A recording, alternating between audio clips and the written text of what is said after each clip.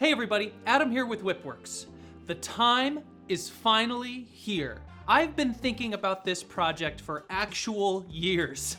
Today, I am introducing the WhipWorks How to Make a Bullwhip series. In these videos, I will be showing you how to make a WhipWorks Bullwhip. Now, these are the very bullwhips that I send to clients around the world. I won't be holding back. These videos are filmed in a longer format, and I'll be showing you all of the advanced techniques that I use to make my bullwhips. And I'll also show you as many tips and tricks as I can along the way. We'll be making a 6-foot, 16 plat, triple platted, 10-inch handled paracord bullwhip. This bullwhip, to be exact. As a companion to this video, I am providing you with my 6-foot bullwhip blueprint. Now, this has all of the dropped strand lengths, all of the specs on the transition, where I drop my strands. It has all of my secrets, and I'm giving it to you for free. Just follow the link in the blurb down below. Also provided in that link is a handle design chart, which will help you with the vertical strip pattern that we'll be using on this bullwhip. Did you want to make a different length bullwhip? No problem. Just follow the link down below to my Etsy shop, where I have all of the blueprints to all of the different length bullwhips that I make. And again, these are the exact blueprints that I use for every single whip that I make. So say you want to make an 8-footer, just get the blueprint for the 8-foot bullwhip and follow along with this video series, but cut the strand lengths and drop your strands where the blueprint tells you to, and not what I'm doing on the string. And the same goes for handle patterns. If you want to plait a different pattern into your handle, I also have charts for different handle designs on my Etsy shop in that same link down below. The beginning of every video will show you all of the materials that you'll need for that specific step. But right now, I wanted to walk you through some of the tools that you may or may not have lying around that you'll probably need to make a whip.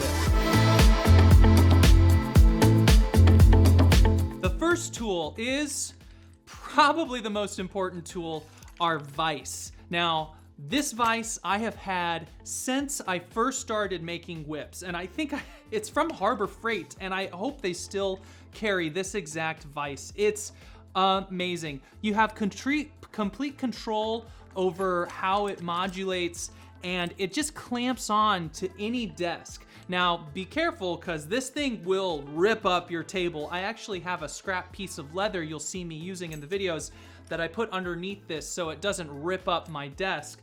But other than that, this vise is amazing. Cannot recommend it enough. A good pair of scissors.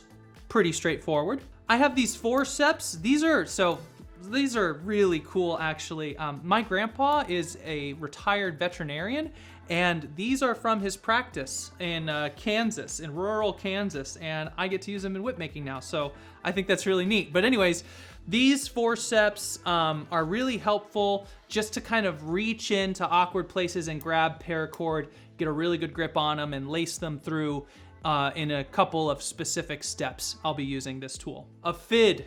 Now, this exact fid I actually sell on my Etsy shop. I call it a Whipmaker's fid. You could even use an ice pick or a screwdriver with a fine head, but I find that this little bulbous handle and the tip of it being really close to my finger, it just gives me really good control. So I love this fid, and I use it all the time. Next up is a pretty specific tool. This is called a lacing needle. Now, ignore me if you already know how lacing needles work, but on the back side of these lacing needles, it's hollowed out in the center, and there are threads that are in there. So if you take a piece of paracord, you cut it at a bias, and you singe the tip, you can thread it inside of the lacing needle, and then you have what is essentially a sewing needle, but with paracord. So you can see how this is a useful tool for whip makers. This specific lacing needle is the Jigpro 3.5-inch steel lacing needle. I'm gonna have a link down below. This thing was introduced to me by Nick from Nick's Whip Shop. It is a total game changer. I wanted a lacing needle this exact size, these exact dimensions, and Jigpro delivered. Cannot recommend it enough. You will want at least one clamp, maybe a couple clamps. They don't need to be big, they just need to be big enough to get onto your desk or your workbench, whatever you're working on. I use these little paper clips. I have a bunch of them laying on my desk, so I'll just grab one, hold the paracord in place, and then when I'm done with it, I'll just grab it and I'll toss it back on my desk. I have probably a dozen of these strewn about, but they're very useful to have laying around. Number 3, Glover's needles. This is used for a single step in the overlay of the whip, but you're really gonna want one of these laying around. Any sewing needle will probably work, but I find that these number 3 Glover's needles work perfectly. This is an abstract tool that I kind of stumbled upon, but it has become really integral in my whip making process. These are 1, 2, 3 blocks. Now they're used in metalworking, and they're 1, 2, 3 blocks because they are 1 inch by 2 inch by 3 inch. And they're steel. They're just a heavy block of metal. And there are several steps where I use this to hold paracord in place while I work with it. So super useful. You can also use a block of wood, but these 1, 2, 3 blocks, I really recommend them. You'll need a good razor. This is a metal filer. It's only used for one step, and if you really don't have one of these and you don't want to buy one, you could probably get by without one, but I do recommend that you have a metal filer. You're going to need some epoxy. I use this Loctite PL 3 times stronger. You're going to need a lighter or a blowtorch.